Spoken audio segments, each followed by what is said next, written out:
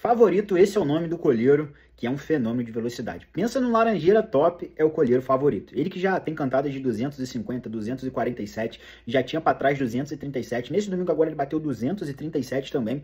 Ele que foi pro Nacional, bateu 177 nos 10 e 160 na final. Porém é um colheiro muito novo, ele se assustou um pouquinho com aquela gritaria. É um colheiro que ainda falta um pouquinho mais de rodas, um pouquinho mais de ajuste, porque acima dos 300 esse também vai ser mais um que vai romper, porque é um fenômeno de velocidade. Proprietário, meu xará, Maurício. Então com vocês a seguir o colheiro favorito. Vou apresentar para vocês mais esse fenômeno de velocidade, mais uma ave aí cantando e encantando e batendo os 200 cantos. Com vocês, colheiro favorito, porque é aqui que vocês encontram os melhores passos do Brasil e os melhores puxadores divulgam aqui. Tamo junto e recuse imitações. Valeu!